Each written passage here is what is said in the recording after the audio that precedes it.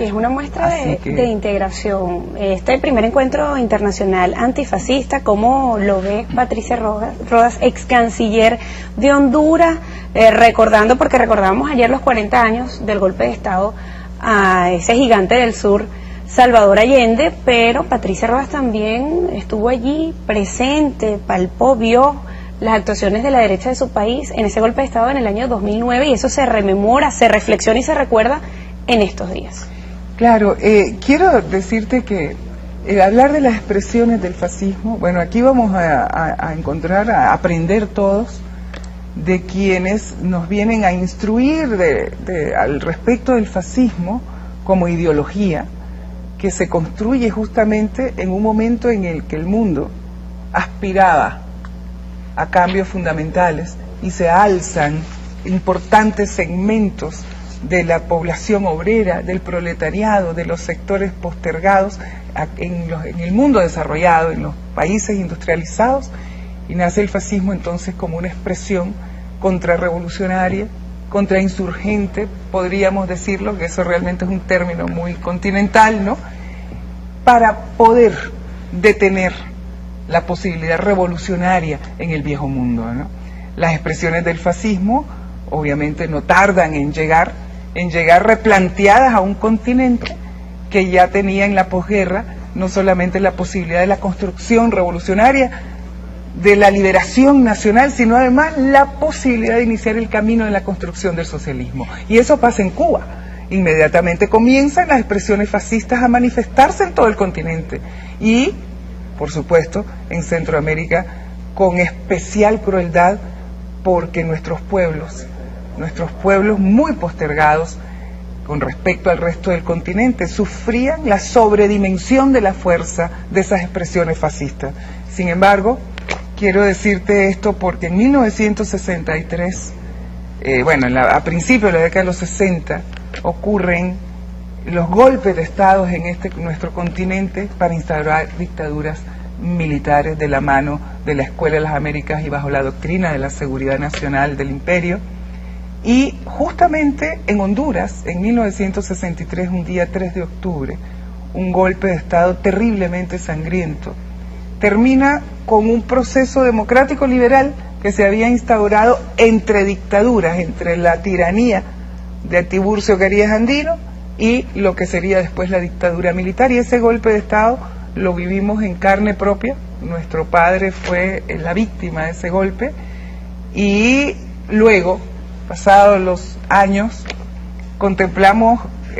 todo lo que pasaba en nuestra región, la necesidad de la reconstrucción y de la recuperación democrática, esta vez un carácter revolucionario rumbo al socialismo, del presidente Allende, que es la primera experiencia en nuestro continente y que ahora recuperamos de la mano de Fidel y del comandante Chávez, la posibilidad de construir la patria socialista, los procesos revolucionarios de manera pacífica, democrática y con el instrumental de las viejas democracias liberales, pero que finalmente ahora en manos de nuestro pueblo se convierten en herramientas de transformación, que son las urnas. Es decir, por la voluntad soberana del pueblo chileno llega un hombre al poder, comienza un proceso revolucionario, y en una situación muy similar a la que nosotros acabamos de vivir en Honduras, que casi es la copia al calque de lo que ha pasado en Chile hace 40 años, el presidente chileno, nuestra experiencia continental de quien se inmola para poder conseguir la redención de los pueblos de América Latina y la continuidad revolucionaria. El presidente Allende nos enseña que los caminos, como dirían ayer, el vicepresidente de Bolivia, como lo diría Nicolás, y recordando además las palabras fundamentales del presidente Chávez, cuando nos ha dicho, era una revolución pacífica, pero desarmada. Y yo creo que eso también pasó en Honduras, ¿no? Trato de dar grandes trancos históricos para recordar que los golpes de Estado han sido expresiones fascistas que no son de nuevo cuño, que son de viejo cuño. Aquellos golpes de Estado en la década de los 60 instauran dictaduras militares, fueron de golpes de Estado militares, expresiones fascistas claras y abiertas, que no solamente tenía que ver con un lenguaje político, no solo tenía que ver con un proyecto político de dominación de un imperio que se proyecta a través de unos grupos militares y unos oligarcas que trataban de recomponerse no solamente políticamente, sino fundamentalmente económicamente en la posguerra mundial. De manera tal que aquellos golpes que instauran dictaduras y procesos terribles de represión y persecución contra toda expresión democrática vuelven a la era de la democracia liberal, nos entregan nuevamente las urnas, la posibilidad incluso de iniciar caminos por la vía pacífica de reforma, de posibles transformaciones, y aún entonces comienzan nuevas manifestaciones de fascismo, nuevas expresiones de fascismo que ya no se inspiraban en las doctrinas evidentemente militares de la Escuela de las Américas y aquello que conocimos como la doctrina de la seguridad nacional, que era cuidar los intereses del imperio en cualquiera de nuestros países, aun a costa de la vida de nuestros compatriotas. Esas nuevas expresiones que se expresan a través de los medios de comunicación, a través de las formas de creación de conciencia, incluso en la academia, desde algunas expresiones religiosas que vinieron a nuestro continente y se propagaron como hongos a lo largo y ancho de nuestras tierras para poder crear una nueva fase cultural religiosa contrarrevolucionaria. También son expresiones de fascismo, es decir, la incorporación de sectores de la sociedad para instrumentalizarlos y lanzarlos contra las expresiones revolucionarias. Y también otro tipo de expresiones de la sociedad que muy pocas veces hemos podido discutir, y sobre todo discutir abiertamente, sino trocar las viejas luchas populares que nos articulaban a los obreros, a los campesinos, a las mujeres, a los estudiantes, a los desempleados, a las masas postergadas, en una sola lucha de clases para la recuperación y la restitución de los derechos arrebatados, y nos atomizaban en luchas separadas, en luchas desarticuladas. Las luchas de las mujeres no tenían ya expresiones en la década de los 90 que tuviera que ver con la lucha de los campesinos, con la lucha de los obreros, y se creaban ONGs y todo el mundo luchando por su pequeña parcela, y esas también son expresiones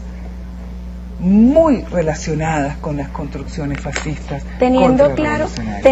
esas expresiones fascistas y llevándolas a este primer encuentro internacional que se realiza en nuestro país, que es esa capital para presentar y para discutir este tema, daría pie este encuentro el hecho de intercambiar experiencias. Tenemos la experiencia de Honduras, la experiencia de Paraguay, de Venezuela, de Chile, es decir, teniendo esta mezcla de experiencias y teniendo claro esas expresiones fascistas que usted está detallando en este momento, ayudaría a quizás definir estrategias o herramientas a esa lucha antiimperialista y antifascista. Por supuesto, porque en primer lugar este es un evento que vamos a conversar sobre las experiencias concretas de estas expresiones, ya no, más allá de los discursos o más allá de las calificaciones en nuestro lenguaje, vamos a conversar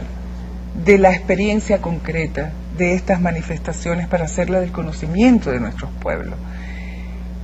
Ello, por supuesto, nos debe de entregar un instrumental a partir de las coincidencias, de las coyunturas que la provocan, de las formas como se expresan ante nuestra sociedad. No siempre son expresiones absolutamente claras y evidentes,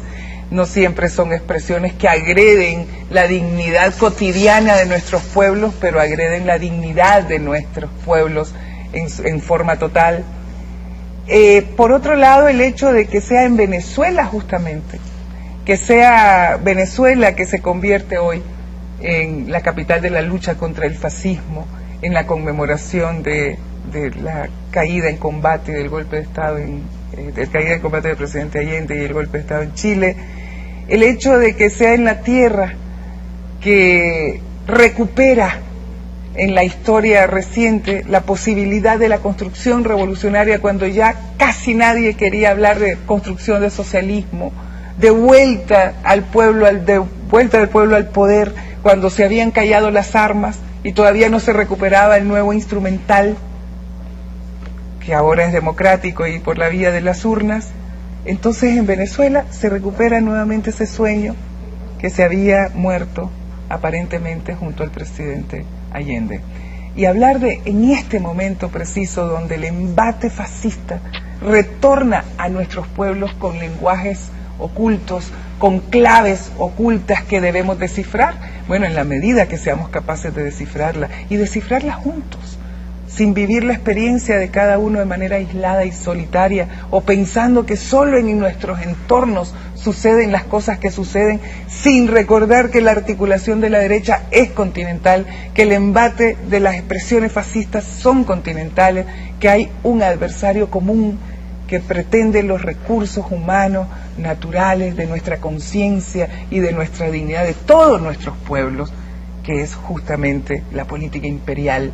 aliada con las oligarquías locales, vasallas históricas de estas formas de agresión permanente contra nuestros pueblos. Pensar esas claves juntos, desde nuestras propias experiencias, con los protagonistas de estas experiencias, va a ser fundamental para poder entonces tomar estas lecciones de nuestra historia, también las lecciones de nuestros errores, de nuestras ingenuidades, de nuestras bondades. Fortalezas y debilidades de ese momento. Exactamente, tomarlas y tomarlas para que nuestras sociedades puedan continuar este camino que ha comenzado a andar y no parará de andar jamás, y que lo hagan con menos peso en la mochila, con más capacidades para poder caminar más rápido, mejor, sin tardanza, sin obstáculos supremos que nosotros sí podemos remover. Hay otros obstáculos que vendrán en el camino y serán ustedes, esta generación tuya de la transformación real y verdadera, la que tendrán que librarse de esos obstáculos, pero que nuestros obstáculos no sean el peso de la generación que ustedes enfrentan para la construcción del socialismo y las bondades de nuestro pueblo. Recientemente el presidente Nicolás Maduro recordaba lo que ocurrió en Honduras, ese golpe de Estado en el año 2009, y también recordaba la actuación de los medios de comunicación luego de ese golpe de Estado. Queremos recordar ese mensaje del presidente Nicolás Maduro para que lo complemente nuestra invitada, Patricia Rojas. El golpe de Estado en Honduras se dio precisamente porque se acusaba al presidente Zelaya de querer entregar Honduras a Chávez, cuando el presidente Zelaya en su tiempo lo que hizo fue dar los primeros pasos de acercamiento para incorporarse a Petrocaribe, y a través de la incorporación a Petrocaribe comenzar en un proceso de, digamos, de respiro económico para su país,